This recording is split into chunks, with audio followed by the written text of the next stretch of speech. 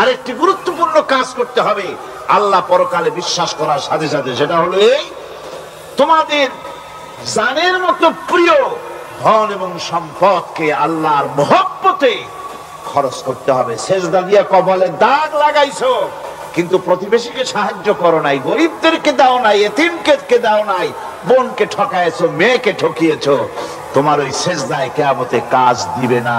প্রকৃতপক্ষের নেককার পুণ্যবান হওয়ার জন্য গরিব জনসাধারণকে সহযোগিতা করতে হবে। এরপরে মাঝখান থেকে যেটা বাদ দিয়েছিলাম, বলেছিলাম নামাজ এবং যাকাত। আমি যাকাতটা কালকে আগে নিয়ে এসেছিলাম, নামাজটা ছিল আগে। সেই নামাজটা যেহেতু আলাদা একটা বিষয় হবে আর যাকাতটা সাদকার সাথে সামঞ্জস্য আছে, সেই জন্য যাকাত আর সাদাকার কথাটা একসঙ্গে মিলাই বলেছিলাম। এখন শুরু করছি নামাজ। সালাত, সালাত এর আবিধানিক অর্থ হচ্ছে কোন জিনিসের দিকে মুখ ফিরানো। সালাতের অর্থ হচ্ছে নিকটবর্তী হওয়া, মুখ ঘুরানো, মুতাওয়াজ্জা হওয়া। ওই যে হযরত ইব্রাহিম আলাইহিস সালাম বলেছিলেন, ইন্নী ওয়াজ্জাহতু ওয়াজহিয়া লিল্লাযী ফাতারাস সামাওয়াতি ওয়াল আরদ। জানেন আপনারা? পড়েন, ইন্নী وجهت وجهي للذي فطر السماوات والأرض حنيفا وما أنا من المشركين। নিশ্চয় আমার মুখ ঘুরাই দিলাম কার দিকে? যিনি আকাশ এবং জমিনের স্রষ্টা, সব কিছুর মালিক যিনি, তার দিকে আমি মুতাওয়াজ্জা হলাম। নামাজের অর্থই হচ্ছে মুতাওয়াজ্জা হওয়া, মুখ ঘুরিয়ে দেওয়া, চেহারা ঘুরিয়ে দেওয়া। আর নামাজের আরেক অর্থ হচ্ছে নিকটবর্তী থেকে আরো নিকটবর্তী হওয়া। আমরা কি নিকটবর্তী হতে চাই? না বুঝলে পাবেন কি? নিকটবর্তী হইতে চাই কার? আল্লাহ। আমরা কি আল্লাহর নিকটবর্তী হতে চাই? আল্লাহ রাব্বুল আলামিন বলেন, নিকটবর্তী হতে হলে ওয়াসজুদ ওয়াকতারিব, সেজদা দাও আর সেজদার মাধ্যমে আমার নিকটবর্তী হয়ে যাও। সেজদা দিলেই আল্লাহর নিকটবর্তী হওয়া যায়। কোন সুবহানাল্লাহ। সাহাবী, আল্লাহ নবীর সাহাবী প্রশ্ন করেছেন, নবীজি বান্দা কখন আল্লাহর নিকটবর্তী হয়ে যায়? নবীজি বলেছেন, বান্দা যখন সেজদা দেয় তখন আল্লাহর বান্দার মাঝে কোনো হিজাব থাকে না, একদম আল্লাহ পাকের নিকটবর্তী হয়ে যায় বান্দা যখন সেজদায় পড়ে যায়। সুতরাং নামাজ হচ্ছে নিকটবর্তী হওয়া, সালাত এটা হচ্ছে নিকটবর্তী হওয়া। নামাজ ফরজ হওয়ার কারণ হচ্ছে এই যে মানুষ আল্লাহর বান্দা বা গোলাম হিসেবে সৃষ্টি হয়েছে, তাই একমুখী হয়ে রবের বন্দিগি করা এটা হচ্ছে তার স্বাভাবিক একটা প্রকৃতি। আল্লাহ রাব্বুল আলামিন এই প্রকৃতির দাবি মিটাবার জন্যই নামাজের ব্যবস্থা করেছেন। মানুষের ফিতরত, মানুষের নেচার, মানুষের ফিতরত হচ্ছে এই যে কারো না কারো কাছে মাথা নত করা, হাত জোড় করা, মাথা নত করা, সার্বভৌমত্বের মালিক কাউকে মনে করা। হাত জোড় করতে হলে, মাথা নত করতে হলে, সার্বভৌমত্বের মালিক হিসেবে কাউকে গ্রহণ করতে হলে আল্লাহর বিকল্প কেউ আছে নাকি? ইসলামের মূল দাওয়াতটা হলো ফিতরত অনুযায়ী দাওয়াত দেওয়া হয়েছে। মানুষ যেন মাথা নত করে, গোলামি করে। এই জন্য আল্লাহ রাব্বুল আলামিন বলেছেন যে আমি মানুষ এবং জিনকে সৃষ্টি করেছি, তার কারণটাই হলো মা খালাকতুল জিন্না ওয়াল ইনসা ইল্লা লিয়াবুদুন। মানুষ আর জিন জাতিকে সৃষ্টি করা হয়েছে ইবাদতের জন্য, গোলামির জন্য। ইবাদত আর গোলামি এটাই করতে হবে, গোলামি করতে হবে, দাসত্ব করতে হবে। আর এই দাসত্ব আল্লাহর আনুগত্যই গোলামির দাওয়াত দিয়েছেন দুনিয়ার সব নবীরা। কোন নবী বলেন নাই যে আমার গোলামি করো, কেউ বলেছেন? বলেন জোরে, কেউ বলেছেন? আল্লাহ পাক বলেন ওয়ালাকাদ বা'আসনা ফি কুল্লি উম্মাতির রাসূলা আন ইবুদুল্লাহা ওয়াজতানিবুত তাগুত।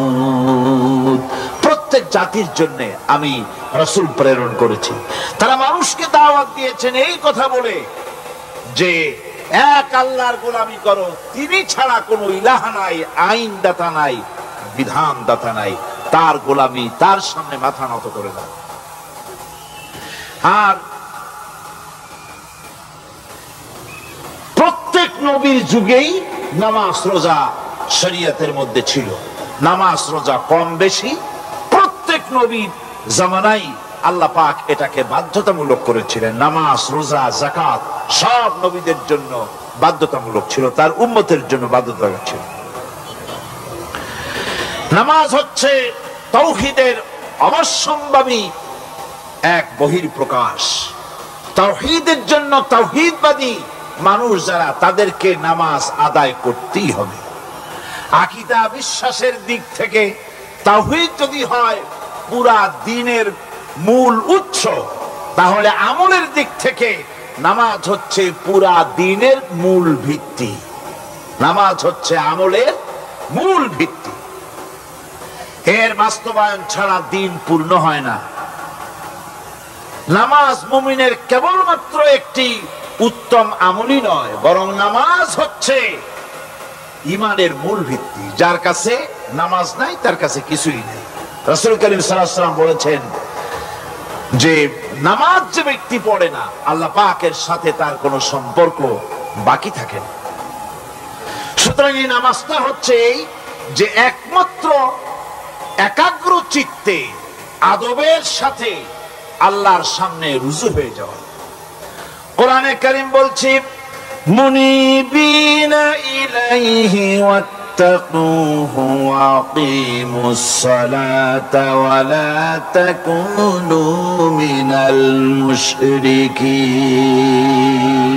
তোমরা আল্লাহর দিকে রুজু হয়ে যাও এবং তাকে ভয় করে অন্যায় কাজ থেকে বিরত থাকো, আর নামাজ কায়েম করো, মুশরিকদের অন্তর্ভুক্ত হয়ে যেও না।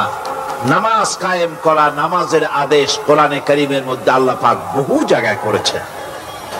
ঈমানের পর নামাজই হচ্ছে সবচেয়ে বড় জরুরি। একজন মানুষ ঈমান আনলো, যেমন কালকে একজন ঈমান এনেছে, ঈমান আনার সাথে সাথে তার প্রথম কাজ কি বলুন? বলেন প্রথম কাজ কি? ফজরের নামাজের আগে একজন ইসলাম কবুল করলেন, তার প্রথম দায়িত্ব নামাজকে আদায় করে দেওয়া, ফজরের নামাজ পড়া। জোহরের আগে কেউ ঈমান আনলো, তার প্রথম দায়িত্ব জোহরের নামাজ আদায় করা। আসরের নামাজের আগে ঈমান এনেছে, তার প্রথম দায়িত্ব হলো আসরের নামাজ আদায় করা। তার মানে হলো ঈমান আনার পর একজন ঈমানদারের প্রথম দায়িত্ব হচ্ছে নামাজ। গুরুত্বপূর্ণ বিষয়, খুব ভালো করে শুনতে হবে, ইয়াদ রাখতে হবে প্রত্যেকটি মুসলমানের। এই নামাজ কি জিনিস, কেমনে আদায় করতে হবে, আদায় না করলে কি হবে, গুরুত্বপূর্ণ এই কথাগুলি প্রত্যেকের স্মরণ রাখতে হবে। হযরত মূসা আলাইহিস সালামকে আল্লাহ রাব্বুল আলামিন ওহী প্রদান করলেন। যেদিন ওহী দিলেন, ওহী দিয়ে সেই মুহূর্তে আল্লাহ পাক তাকে শোনালেন, ইন্নানি আনাল্লাহ লা ইলাহা ইল্লা আনা ফা'বুদনি ওয়াকিমিস সালাতা লিযিকরি। নিশ্চয়ই আমি আল্লাহ, আমি ছাড়া কোনো ইলাহ নাই, আমার গোলামি করো, আমার দাসত্ব করো আর আমার শরণার্থে নামাজ কায়েম করো। নামাজ নামাজ নামাজ কায়েম করতে হবে, এটাই হচ্ছে ইমানের সবচেয়ে বড় দাবি।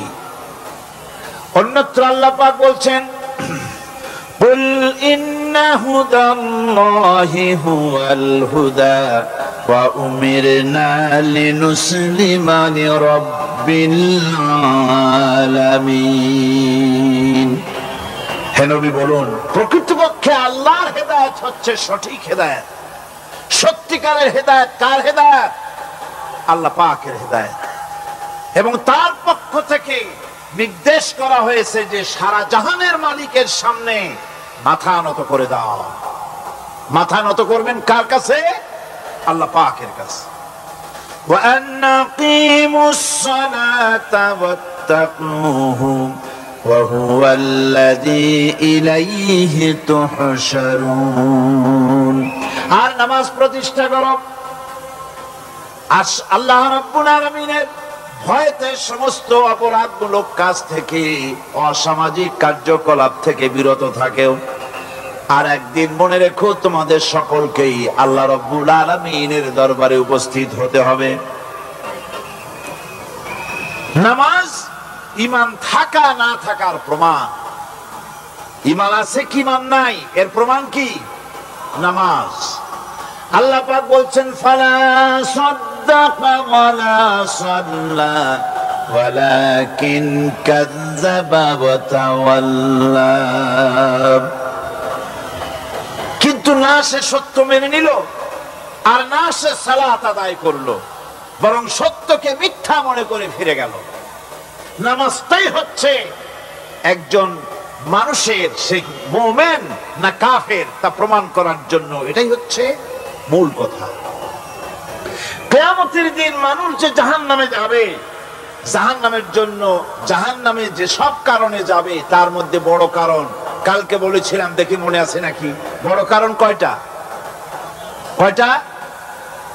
আলহামদুলিল্লাহ মনে আছে। আল্লাহ রাব্বুল আলামিন বলেন, ইয়াতাসাআলুনা আনিল মুজরিমিন। কিয়ামতের দিন অপরাধীদেরকে জিজ্ঞেস করা হবে, মা সালাকাকুম ফি সাকার, জাহান্নামে কেন আসছো? জবাবে তারা বলবে, ক্বালু লাম নাকু মিনাল মুসাল্লিন ওয়া লাম নাকু নুতঈমুল মিসকিন। নামাজ পড়ি নাই আর এতিম মিসকিনদের খেতে দেই নাই, এই কারণেই জাহান্নামে এসেছি। কোন নাউযুবিল্লাহ। নামাজ যারা পড়বে না জাহান্নামে যেতে হবে। কোথায় যেতে হবে? কেউ কেউ মনে করতে পারবেন নামাজের ওয়াজ বহু শুনছি, এর চাইতে গুরুত্বপূর্ণ জিনিস আর নাই। নামাজের চাইতে গুরুত্বপূর্ণ ইবাদত আল্লাহর সৃষ্টি করেন নাই। মুসলমানের জন্য সর্বশ্রেষ্ঠ ইবাদত কি ছিল? এখন জোরে বলেন কি? এই নামাজ। আকসার মানুষের নামাজ হয় না। যারা আমরা নামাজ পড়ি, বহু লোকের নামাজ পড়ে ঠিক, কিন্তু নামাজ আদায় হয় না।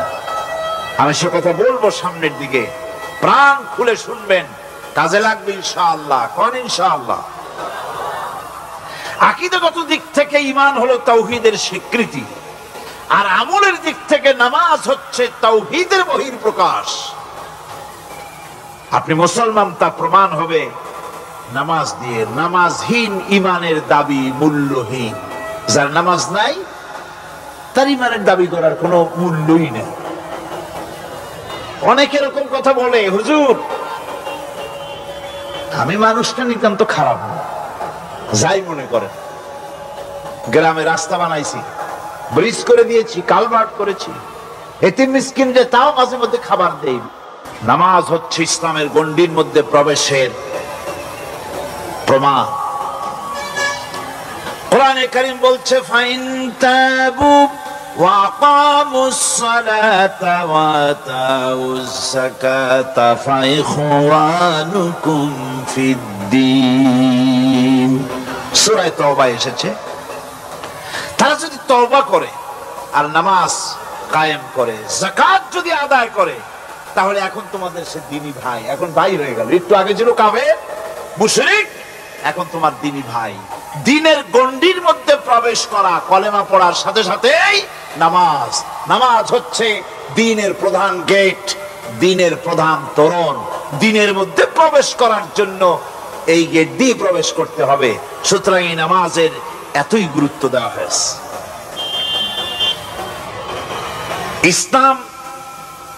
ইসলাম যদি ক্ষমতায় আসে, আল্লাহ যেন এনে দেন, জোরে কোন আমিন। ইসলাম যদি ক্ষমতায় এসে যায়, রব্বুল আলামিন তাফসীরের মাহফিল, কোরআন সামনে নিয়ে আশা করে তোমার দরবারে দোয়া করি, এই বিশাল জনসমুদ্রের দোয়া কবুল করো মাবুদ গো, এই বাংলাদেশকে ইসলামের দেশ বানাইয়া দাও। আল্লাহ পাক বলছেন, পূর্ব পশ্চিমে মাথা যত ঘুরাও, এটাই নেককার পুণ্যবান হওয়ার জন্য যথেষ্ট নয়। যথেষ্ট কি? শর্ত হচ্ছে আল্লাহর প্রতি ঈমান আনতে হবে, পরকালকে বিশ্বাস করতে হবে, কিতাবের উপরে, ফেরেশতার উপরে, নবীদের উপরে বিশ্বাস করতে হবে। আর গতকাল আলোচনা করেছিলাম কিসের উপরে? সাদকা এবং যাকাত, এই দুটো বিষয়ের উপর। গতকাল যেখান থেকে শেষ করেছিলাম সে জায়গাটা ছিল এই যাকাতের ব্যাপারটা। তার মানে হচ্ছে, আমি গতকাল ওটা শেষ করতে পারিনি, বলেছিলাম এর অসমাপ্ত কথাগুলি আজকে বলবো এবং আজকে সামনে আরো বাড়বো ইনশাআল্লাহ। ওমা তৌফিকি ইল্লা বিল্লাহ। খুব কান খাড়া করে শুনবেন, কাজে লাগবে ইনশাআল্লাহ। আল্লাহ যেন আমাদের দিল মন পূর্ণ অ্যাটেনশন দিয়ে কোরআনে কারীম শোনার, বোঝার তৌফিক দান করেন, বলেন আমিন। আর আমি দোয়া চাই, সকলে দোয়া করুন, আল্লাহ যেন এই গোলামকে বলার তৌফিক দেন, সহিভাবে বলার তৌফিক দেন। যে জায়গাটা বলতে পারি নাই, অসমাপ্ত রয়ে গেছিল, সেটা হলো এই যে ইসলামী অর্থনীতিতে বুনিয়াদী কথা হচ্ছে যে ইসলামের দৃষ্টিতে সকল ধন এবং সম্পদের মূল মালিক হচ্ছেন আল্লাহ পাক। সমস্ত ধন সম্পদের মালিক কে? আল্লাহ সুবহানাহু ওয়া তাআলা। কোরআনে কারীম বলছে, লিল্লাহি মা ফিস সামাওয়াতি ওয়া মা ফিল আরদ। আকাশ এবং জমিনের ভিতরে যা কিছু আছে সব কিছুর মালিকানা কার? জোরে বলেন কার? আল্লাহ রাব্বুল আলামিন হচ্ছেন এর একচ্ছত্র মালিক। সুতরাং বান্দাদের কাছে কিছুদিনের জন্য এগুলিকে আমানত রাখা হয়েছে। আমাদের ঘর আছে, বাড়ি আছে, ব্যবসা আছে, বাণিজ্য আছে, জায়গা আছে, জমিন আছে, গরু আছে, বাছুর আছে, এই সবগুলি কিছুদিনের জন্য আমাদের কাছে কি রাখা হয়েছে? আমানত। আমানতের মাল আপনি আপনার ইচ্ছা মতো খরচ করতে পারবেন না। আমানতের মাল কি ইচ্ছা মতো খরচ করা যায়? যায় না। আমানতের মালকে খরচ করতে হলে মূল মালিকের ইচ্ছা অনুযায়ী খরচ করতে হবে। মূল মালিককে আল্লাহ রাব্বুল আলামিন বলছেন, ইন্নাল্লাহা আশতারা মিনাল মুমিনিনা আনফুসাহুম ওয়া আমওয়ালাহুম বিআন্না লাহুমুল জান্নাহ। আমি আমার মুমিনের জান এবং মালকে খরিদ করে নিয়েছি, বিনিময় জান্নাত দিয়ে দিয়েছি। তোমার কাছে যে জান আছে, মাল আছে, এটা তোমার নয়, এটা আমার আমানত তোমার কাছে। সুতরাং এই আমানত খরচ করতে হবে মূল মালিকের ইচ্ছা অনুযায়ী। সমাজের এক শ্রেণীর লোক প্রচুর বিত্তের মালিক হবে, সমাজের এক শ্রেণীর লোক প্রচুর বিত্ত এবং সম্পদের মালিক হয়ে ভোগ বিলাসের আনন্দের স্রোতে ভেসে যেতে থাকবে, নিজেকে ভাসিয়ে দেবে। আর এক শ্রেণীর লোক অনাহারে অর্ধাহারে কষ্ট করবে, এ বিধান ইসলামের নয়। কেউ থাকবে 10 তলায় আর কেউ থাকবে গাছতলায়, কেউ খাবে পোলাও, কোরমা, বিরিয়ানি, আর কারো কিসমতে মরিচ পোড়াও হবে না। এ বিধান আল্লাহর নয়। ইসলামের বিধান হচ্ছে এই যে আল্লাহ যে সব সম্পদ মানুষকে দান করেছেন, এই সম্পদের ভিতরে বিত্তহীনদের অধিকার রাখা হয়েছে। বিত্তহীন যারা গরিব, যাদের কিছু নাই, তারা আপনার করুণার পাত্র নয়। কি বলেন, তারা কি ধনীদের করুণার পাত্র? কোরআনে কারিমে আল্লাহ বলেন, ওয়াল্লাযীনা ফী আমওয়ালিহিম হাক্কুন লিস-সাইলি ওয়াল মাহরুম। ধনীদের সম্পদের ভেতরে গরিবদের, বিত্তহীনদের অধিকার রয়েছে। সে অধিকার আদায় করে দাও। দান করা এমনি দিয়ে দেওয়া এক জিনিস, গরিবদেরকে, বিত্তহীনদেরকে ইসলাম করুণার পাত্র বানায় নাই, বলেছে অধিকার। অধিকারটা বড় মজবুত কথা, এ কথার লোড আছে, ওয়েট আছে। আপনার আমার সম্পদের, অর্থাৎ যাদের বিত্ত আছে, বিত্ত সম্পদওয়ালা সম্পদশালী লোকেদের সম্পদের ভেতরে গরিবদের অধিকার রয়ে গেছে। সে অধিকার আদায় করতে হবে। ইসলাম সকল মানুষের দারিদ্র দূর করে বেঁচে থাকার মৌলিক অধিকার প্রতিষ্ঠিত করেছে। রাসূল করিম সাল্লাল্লাহু আলাইহি ওয়াসাল্লাম বলেছেন, লাইসা লি ইবনে আদম হাক্কুন সিওয়া হাযিহিল খিসাল, বাইতুন ইয়াসকুনুহু ওয়া সাওবুন ইউআরি আওরাতাহু ওয়া জালফাল খুবজ ওয়াল মা। আখরাজাহু তিরমিজি। তিরমিজি শরীফের হাদিসের ভিতরে এসেছে, রাসূল করিম সাল্লাল্লাহু আলাইহি ওয়াসাল্লাম বলেছেন, প্রত্যেকটি বনি আদমের তার বাস করার জন্য একটা গৃহ, এবং লজ্জা ঢাকার জন্য, শীত নিবারণের জন্য তার বস্ত্র, আর ক্ষুধা মিটাবার জন্য তার পানি আর রুটি ইত্যাদির ব্যবস্থা করতে হবে। চাই সে মুসলমান হোক, আর হিন্দু হোক, আর খ্রিস্টান হোক। বনি আদম, আদমের সন্তান যে মানুষ, যে তার এই অধিকার ইসলাম প্রতিষ্ঠিত করেছে। আজ বলা হচ্ছে খাদ্য, বস্ত্র, বাসস্থান সমাধান দেবে অমুকরা তমুকরা, এরকমের স্লোগান হয় না? ওরা দিতে পারবে না, ওরা দিতে পারে নাই। খাদ্য, বস্ত্র, শিক্ষা, চিকিৎসা, বাসস্থানের গ্যারান্টি দিয়েছে কোরআন, দিয়েছে আল্লাহ রসুল জনাব মুহাম্মদ রাসূলুল্লাহ সাল্লাল্লাহু আলাইহি ওয়াসাল্লাম। ইসলাম অর্থনৈতিক নিরাপত্তার জন্য যে সব পন্থা অবলম্বন করেছে, সেটা হচ্ছে যে সমাজের কর্মক্ষম সকল ব্যক্তি রুজির জন্য পরিশ্রম করবে, কেউ বসে থাকতে পারবে না। এটা হচ্ছে ইসলামের নিয়ম, কেউ বসে থাকতে পারবে না। কোরআনে কারীম বলছে, فَإِذَا قُضِيَتِ الصَّلَاةُ فَانتَشِرُوا فِي الْأَرْضِ وَابْتَغُوا مِنْ فَضْلِ اللَّهِ। فَإِذَا قُضِيَتِ الصَّلَاةُ, যখন তোমার নামাজ সম্পূর্ণ হয়ে গেল, ফান্তাশিরু ফিল আরদ, ছড়িয়ে পড়ো আমার জমিনের উপরে, ওয়াবতাগু মিন ফাদলিল্লাহ, আর আমার অনুগ্রহ অনুসন্ধান করো। রুজি কামানো কোনো খারাপ জিনিস না। কেউ মনে করে সারাদিন বসে বসে আল্লাহর জিকির করব, কেউ দুনিয়াটারে ঝামেলা মনে করে জঙ্গলে চলে যেতে চায়। এটা নিয়ম না। আপনি বসে থাকতে পারবেন না, আপনাকে কাজ করতে হবে। রুজি কামাই করাটাকে কোরআনে কারিমে এতটা সম্মান দিয়েছে, যেটাকে ফদলুল্লাহ বলা হয়েছে। ফদলুল্লাহ, এটা আল্লাহর অনুগ্রহ। সুবহানাল্লাহ বলেন। এটাকে ফদলুল্লাহ বলা হয়েছে, এটা জিনাতুল্লাহ বলা হয়েছে। আপনি যে কাপড় চোপড় ব্যবহার করেন, এই কাপড় চোপড়ের ব্যাপারে আল্লাহ পাক প্রশংসা করেছেন, কাপড় চোপড় সুন্দর পরতে বলেছেন।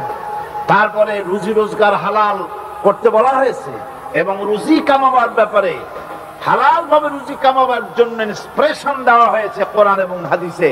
রাসূল করিম সাল্লাল্লাহু আলাইহি সাল্লাম বলেছেন, আল কাসিব হাবিবুল্লাহ, সহস্তে যে উপার্জন করে সে আল্লাহর বন্ধু।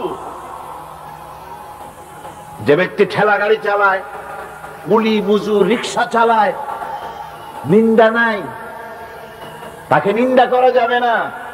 রিকশাওয়ালা একটা গুরুত্বপূর্ণ দায়িত্ব পালন করছে। কুমার, কামার, তাঁতি, জেলে, ধোপা, নাপিত সবাই কাজ করছে। প্রত্যেক কাজের সম্মান ইসলাম দেয়। সুবহানাল্লাহ কোন। সমস্ত কাজের সম্মান আছে, শুধুমাত্র সম্মান নাই চুরির কাজের, ডাকাতির কাজের, সন্ত্রাসের কাজের, চাঁদাবাজির কাজের, মাস্তানির কাজের। এই সব কাজ নিন্দনীয় এবং এই সব কাজ নিতান্ত বাজে কাজ। এ কাজের কোনো সম্মান নাই। সম্মান হচ্ছে নিজের হাতে কামাই করে সারাদিনে এক মুঠো খাবারও যদি খান, আপনার খাবারের চাইতে হালাল খাবার কারো হতে পারে না।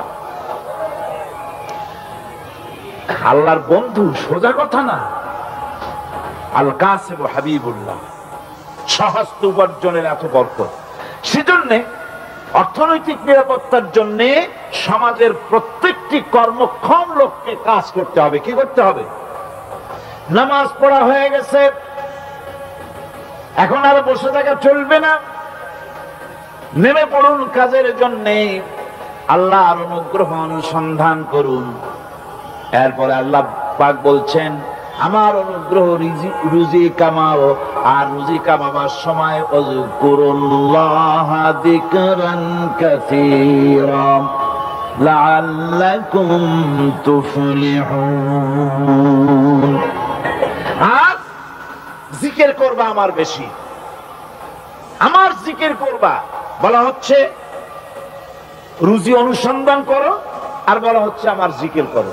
তো জিকির আর রুজি সন্ধানের ভিতরে সামঞ্জস্য কি? সামঞ্জস্যটা হচ্ছে এই যে আপনি যখন উযকুরুল্লাহ কাসীরান, আপনাকে বেশি করে জিকির করতে হবে। জিকির মানে কি? স্মরণ করা। জিকির মানে কি?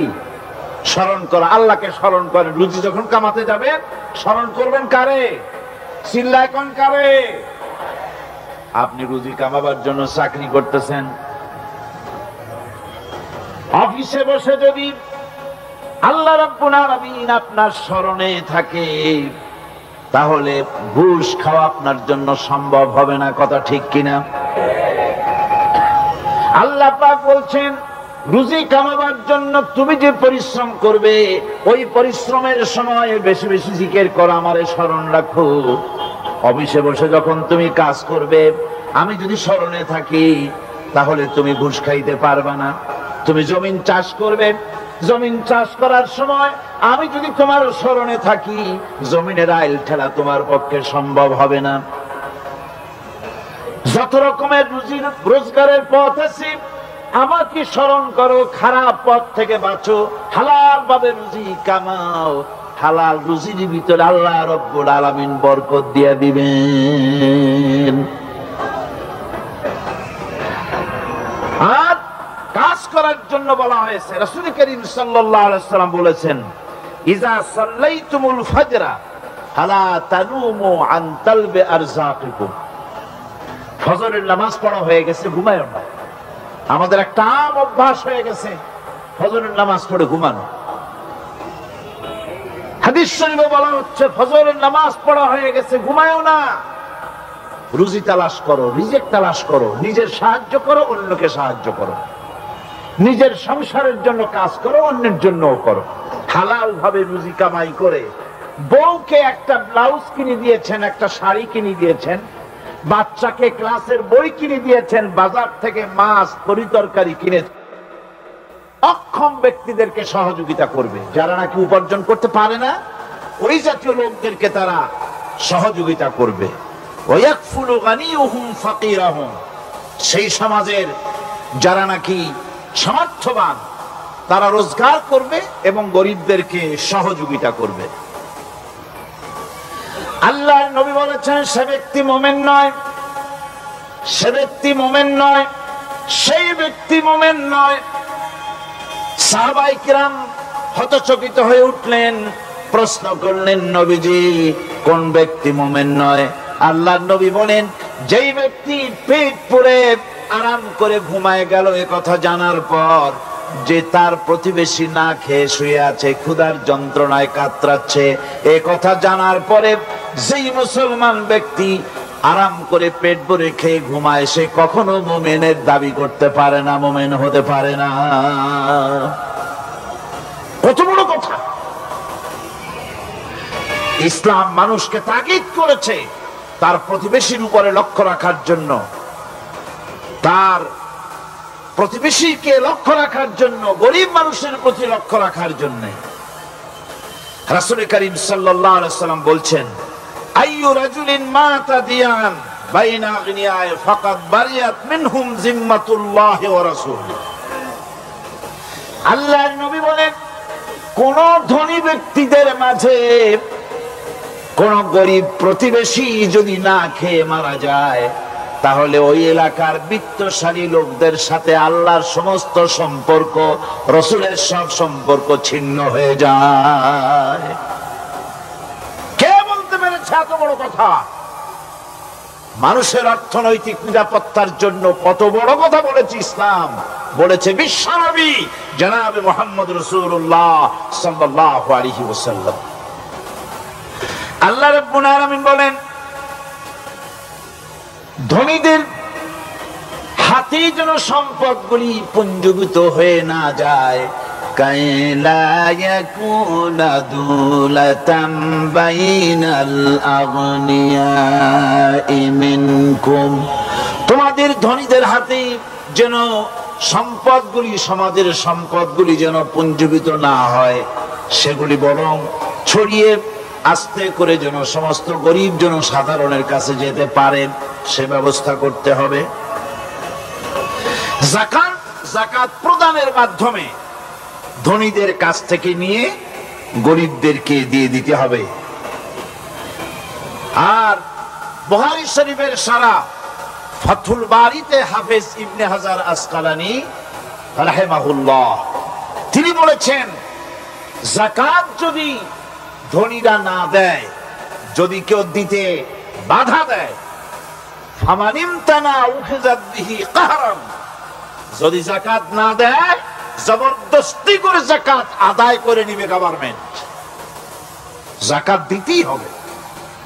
মুনকিরিনে যাকাত, যারা যাকাত দিতে অস্বীকার করেছিল, হযরতে সিদ্দিক আকবর, হযরত আবু বকর সিদ্দিক রাদিয়াল্লাহু তাআলা আনহু, তিনি তাদের সম্পর্কে বলেছিলেন, ওয়াল্লাহি লাউ কাতিলান্না মান ফাররাকা বাইনাস সালাতি ওয়াজ যাকাত, অবশ্যই আমি ওই সম্প্রদায়ের লোকের বিরুদ্ধে যুদ্ধ ঘোষণা করব যারা নামাজ আর যাকাতের মধ্যে পার্থক্য সূচিত করবে, যারা নামাজ তো পড়বে কিন্তু যাকাত দিবে না সরকারের কাছে, যাকাত আদায় করবে না, তাদের বিরুদ্ধে যুদ্ধ ঘোষণা করব। ইসলামী সরকার যদি প্রতিষ্ঠিত হয়, তাহলে এই যাকাত আদায় করা হবে। যাকাত কেউ নিয়ে বসে থাকতে পারবে না, যাকাত আদায় করা হবে। আমাদের দেশে নিয়ম মাফিক যদি যাকাত আদায় করা হতো, এই দেশ যদি ইসলামী গভর্নমেন্ট হতো, আল্লাহ যেন দয়া করে পড়ে দেন, কন্যা আমিন। আল্লাহ পাক যদি দয়া করে দেশটার ইসলামী রাষ্ট্র বানায় দেন, তাহলে যাকাত তো আদায় করে নেওয়া হবে, যাকাত দিতে আপনি বাধ্য। গরিব মানুষ থাকবে না।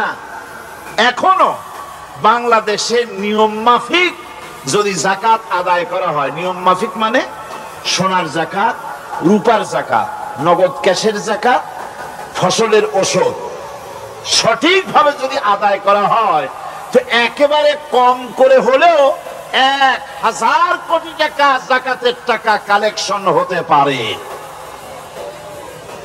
এটা কি কম কথা? 1000 কোটি টাকা, এই টাকা আদায় করা হচ্ছে না। এই টাকা আদায় না করার কারণে যে শূন্যতার সৃষ্টি হচ্ছে, এই ভ্যাকুয়ামকে পূর্ণ করার জন্য এগিয়ে এসেছে 7 সমুদ্র 13 নদীর উপর থেকে এনজিওরা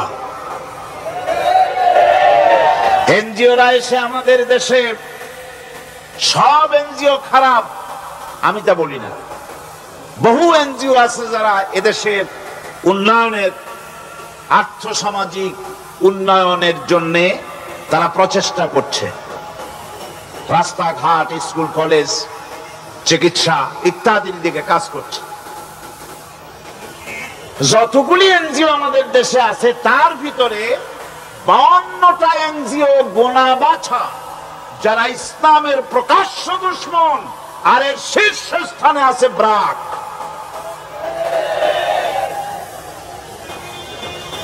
এই এনজিও গুলি তারা আমাদের দেশে এসে সুদি কারবার শুরু করেছে, পরিপূর্ণভাবে সুদের কারবার।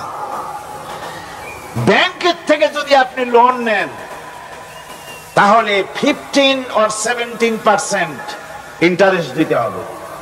আর ওদের কাছ থেকে যে সুদ, যে টাকা নেওয়া হয় সেই টাকায় গ্রামীণ ব্যাংক থেকে শুরু করে ব্র্যাক বলেন, কারিতাস বলেন, অক্সফাম বলেন, অ্যাডাপ বলেন, যেগুলি আছে এগুলি সুদ নেয় 30 থেকে 34% পর্যন্ত। গোটা জাতিকে গ্রাম পর্যায়ে তারা সুদের নিবিড় চাষ করতেছে, ঘরে ঘরে সুদ পৌঁছে দিয়েছে। মুসলমান নারীদেরকে বেহুরমতি করেছে, ইসলামের ঐতিহ্য ধ্বংস করতেছে, নারীদেরকে বিপর্দা করতেছে, আমার দেশের ফ্যামিলি স্ট্রাকচারকে এনজিওরা ধ্বংস করে দিচ্ছে।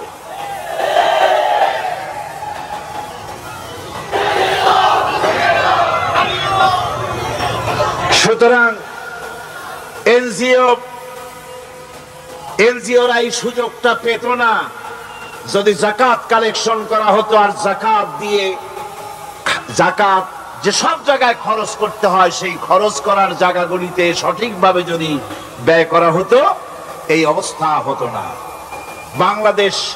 বাংলাদেশের সম্পদের অভাব নাই। যারা বলে বাংলাদেশ গরিব, আমি তাদের সাথে একমত নই। আক্ষরিক অর্থে বাংলাদেশ গরিব নয়, বাংলাদেশে সম্পদ আছে।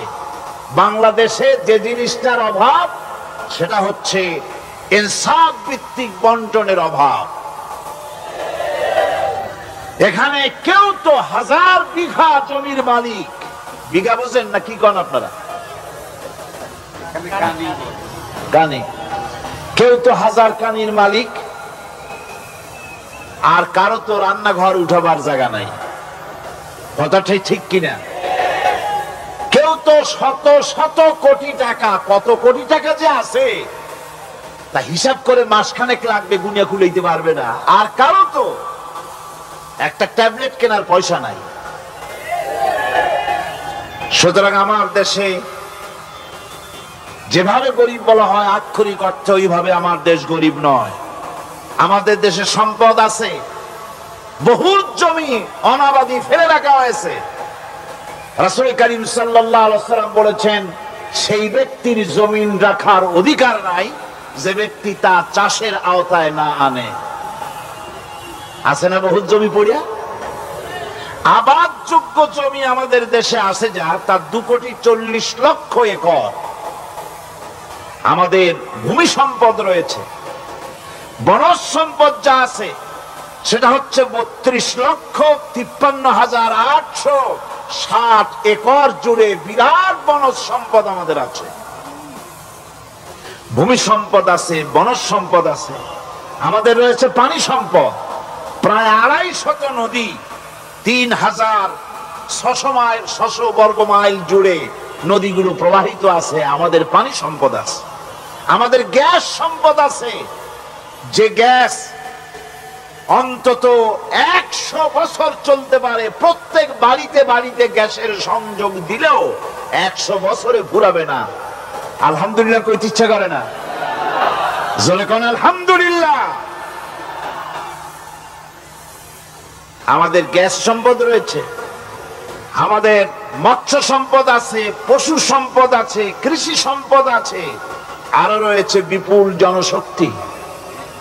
জনশক্তি কাজ সবচাইতে বার্ডেন মনে করা হয়। জনশক্তিকে বলা হয় বাংলাদেশের সবচেয়ে সবচাইতে বড় সমস্যা জনশক্তি সমস্যা। এটা হচ্ছে যে সরকার আসে তারই ভূতে পায়, যে যায় লঙ্কা সে আর মানুষ হালে ফেরে না, মানুষগুলি তার জন্য জ্বালা। অথচ এই মানব শক্তি হচ্ছে শ্রেষ্ঠ শক্তি।